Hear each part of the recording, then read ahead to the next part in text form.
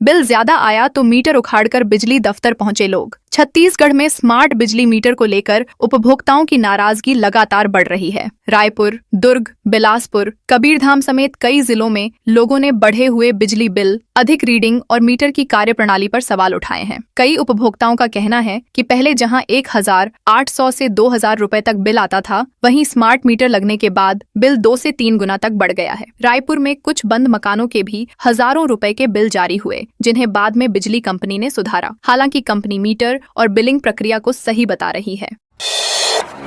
दक्षिण छत्तीसगढ़ में भारी बारिश का अलर्ट। मौसम विभाग ने दक्षिण छत्तीसगढ़ के कई जिलों में अगले 24 घंटे तक भारी बारिश की चेतावनी जारी की है। पिछले 24 घंटे में सक्रिय मौसम प्रणाली के प्रभाव से मध्य और दक्षिण छत्तीसगढ़ में तेज बारिश हुई। गरियाबंद में उदंती नदी पर बन रहा करीब 9 करोड़ रुपए का निर्माणाधीन पुल ढह गया, जबकि रायपुर में खारून नदी खतरे के निशान से ऊपर बह रही है। बस्तर में पुलिया क्षतिग्रस्त होने से कई गांवों का संपर्क टूट गया है। दंतेवाड़ा और कांकेर में भी बारिश से सड़क और नहरों को भारी नुकसान पहुंचा है।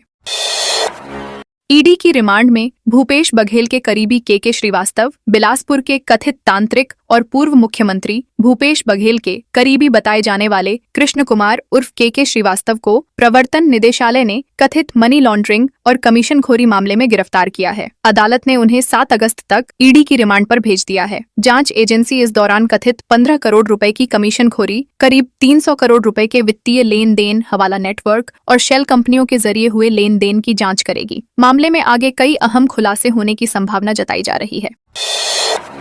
बीजेपी नेता के बेटे पर मारपीट का आरोप। रायपुर नगर निगम के जोन क्रमांक 4 में पदस्थ जोन आयुक्त के वाहन चालक की शिकायत पर भाजपा पार्षद एवं जोन अध्यक्ष मुरली शर्मा के बेटे अनिल शर्मा के खिलाफ मारपीट, गाली गलौज और जान से मारने की धमकी सहित विभिन्न धाराओं में एफआईआर दर्ज की गई है। शिकायतकर्ता योगेंद्र साहू ने आरोप लगाया कि नगर निगम कार्यालय बुलाने के बाद उसके साथ अभद्र व्यवहार और मारपीट की गई। घटना से जुड़ा एक वीडियो भी सोशल मीडिया पर वायरल हो रहा है। पुलिस मामले की जांच कर संबंधित पक्षों के बयान दर्ज कर रही है।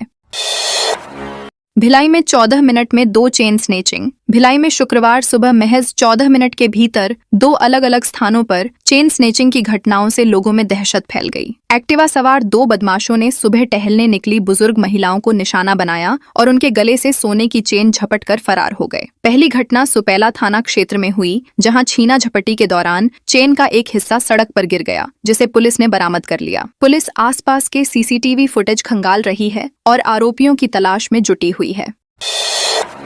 बिलासपुर में बढ़ा मलेरिया का प्रकोप। बिलासपुर जिले के कोटा ब्लॉक में मलेरिया का संक्रमण तेजी से फैल रहा है। पिछले 10 दिनों में 25 लोगों में मलेरिया की पुष्टि हो चुकी है, जबकि गुरुवार को एक ही दिन में 3 नए मरीज मिले। स्वास्थ्य विभाग ने प्रभावित गांवों में विशेष शिविर लगाकर जांच और उपचार शुरू कर दिया है। बढ़ते मामलों को देखते हुए जिला प्रशासन भी अलर्ट पर है। कलेक्टर ने प्रभावित क्षेत्रों का दौरा कर मलेरिया नियंत्रण, स्वास्थ्य निगरानी और कुपोषण उन्मूलन अभियान तेज करने के निर्देश दिए हैं, ताकि संक्रमण को फैलने से रोका जा सके।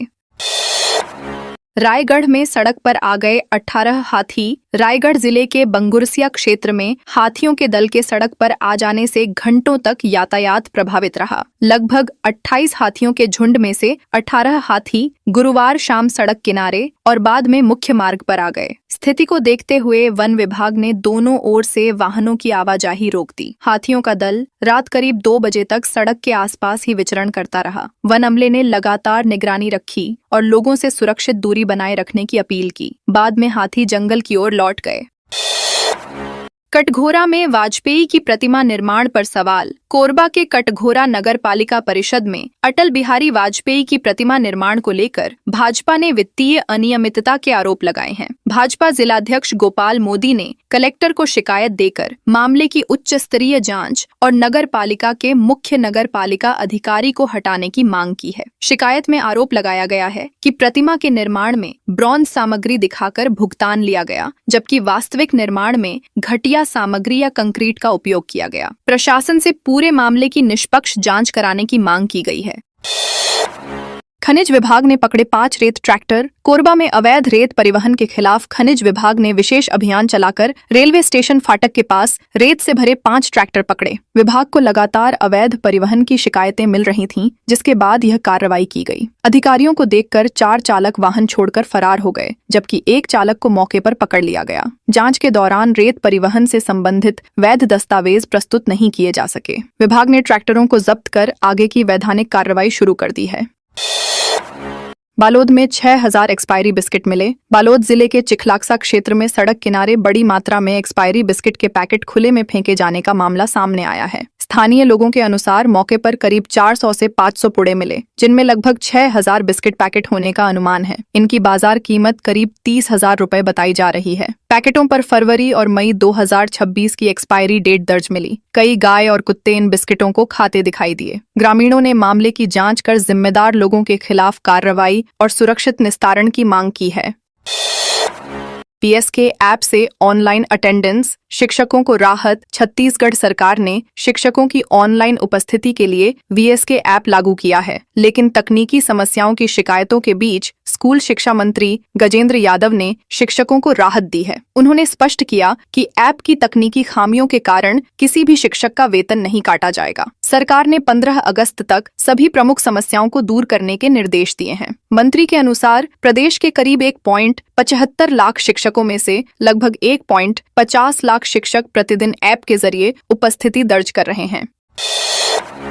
बस्तर से भाजयुमो सदस्यता अभियान, 7 दिन में 18,000 सदस्य जुड़े। भारतीय जनता युवा मोर्चा ने बस्तर से शुरू किए गए सदस्यता अभियान को पूरे छत्तीसगढ़ में तेजी से आगे बढ़ाने का दावा किया है। संगठन के अनुसार 23 जुलाई से शुरू हुए अभियान के पहले 7 दिनों में 18,846 युवाओं ने डिजिटल माध्यम से सदस्यता ग्रहण की और प्रमाण पत्र भी प्राप्त किया। यह अभियान 20 सितंबर तक जारी रहेगा। भाजयुमो ने इस दौरान प्रदेश भर में 2 लाख युवाओं और नए मतदाताओं को संगठन से जोड़ने का लक्ष्य निर्धारित किया है। इसके लिए विभिन्न जिलों में लगातार सदस्यता कार्यक्रम आयोजित किए जा रहे हैं।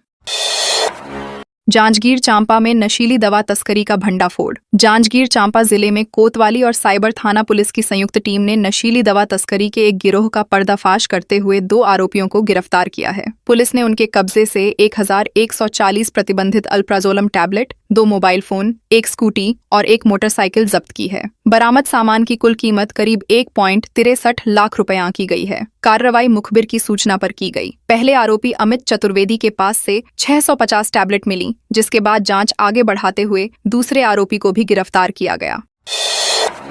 दुर्ग रेलवे स्टेशन पर टिकट दलाल गिरफ्तार। दुर्ग रेलवे स्टेशन पर आरपीएफ ने टिकटों की कालाबाजारी करने वाले एक युवक को गिरफ्तार किया है। उसके पास से 2 confirm railway ticket, reservation form और मोबाइल में टिकट बुकिंग से जुड़े कई डिजिटल सबूत बरामद हुए हैं। पूछताछ में आरोपी ने स्वीकार किया कि वह सामान्य और तत्काल टिकट बुक कर यात्रियों से तय किराए से अधिक पैसे वसूलता था। मोबाइल जांच में व्हाट्सएप चैट, टिकटों की फोटो और अन्य दस्तावेज भी मिले। आरपीएफ ने आरोपी के खिलाफ रेलवे अधिनियम के तहत आगे की कानूनी कार्रवाई शुरू कर दी है। धमतरी में स्कूल बस चालक पर चाकू से हमला। धमतरी जिले के क्रुद्ध थाना क्षेत्र में स्कूल बस चालक पर चाकू से हमला करने के मामले में पुलिस ने एक आरोपी को गिरफ्तार कर न्यायिक रिमांड पर जेल भेज दिया है। पुलिस के अनुसार घटना 28 जुलाई को उस समय हुई जब स्कूल बस बच्चों को उनके घर छोड़ने जा रही थी। रास्ते में मोटरसाइकिल सवार 2 युवकों ने बस रोककर चालक पर धारदार हथियार से हमला कर दिया। प्रारंभिक जांच में पुरानी रंजिश को घटना का कारण बताया गया है। पुलिस ने वारदात में इस्तेमाल मोटरसाइकिल और हथियार भी जब्त कर लिया है। दुर्ग में जमीन हड़पने की कोशिश का मामला। दुर्ग में जमीन पर कब्जा करने और परिवार को धमकाकर दबाव बनाने के आरोप में पुलिस ने एक प्रॉपर्टी डीलर लाखन सिंह को गिरफ्तार किया है। शिकायतकर्ता प्रविंदर सिंह ने आरोप लगाया कि आरोपी उनकी जमीन अपने नाम कराने के लिए पत्नी और बच्चों को लगातार धमका रहा था तथा डर का माहौल बना रहा था। मामले की शिकायत वरिष्ठ पुलिस अधीक्षक से की गई थी। जांच के बाद पुलिस ने आरोपी को गिरफ्तार कर लिया। पुलिस पूरे मामले की जांच कर रही है और अन्य तथ्यों की भी पड़ताल की जा रही है। रायगढ़ में एमबीबीएस इंटर्न डॉक्टरों ने किया विरोध प्रदर्शन। रायगढ़ मेडिकल कॉलेज के एमबीबीएस इंटर्न डॉक्टरों ने स्टाइपेंड बढ़ाने की मांग को लेकर काली पट्टी बांधकर विरोध प्रदर्शन किया। डॉक्टरों ने पहले ओपीडी सहित अपनी नियमित ड्यूटी पूरी की और बाद में सांकेतिक प्रदर्शन कर सरकार से मांगों पर शीघ्र निर्णय लेने की अपील की। इंटर्न डॉक्टरों का कहना है कि वे इमरजेंसी, वार्ड और ओपीडी में लगातार सेवाएं दे रहे हैं, लेकिन उन्हें केवल 15,900 रुपए स्टाइपेंड मिलता है, जो अन्य राज्यों की तुलना में काफी कम है। मांग पूरी नहीं होने पर आंदोलन तेज करने की चेतावनी दी गई है। मेडिकल कॉलेजों में शुरू होंगे पैरामेडिकल कोर्स। छत्तीसगढ़ के स्वास्थ्य मंत्री श्याम बिहारी जायसवाल ने स्वास्थ्य विभाग की उपलब्धियों और आगामी योजनाओं की जानकारी देते हुए बताया कि राज्य के मेडिकल कॉलेजों में जल्द पैरामेडिकल कोर्स शुरू किए जाएंगे। उन्होंने यह भी घोषणा की कि प्रदेश में एनालॉग पनीर पर प्रतिबंध लगाने का निर्णय लिया गया है। मंत्री के अनुसार सरकार दूरस्थ और संवेदनशील क्षेत्रों तक बेहतर स्वास्थ्य सेवाएं पहुंचाने के लिए लगातार कार्य कर रही है। उन्होंने मुख्यमंत्री स्वस्थ बस्तर अभियान के सकारात्मक परिणामों का उल्लेख करते हुए स्वास्थ्य सुविधाओं के और विस्तार का भरोसा भी दिलाया।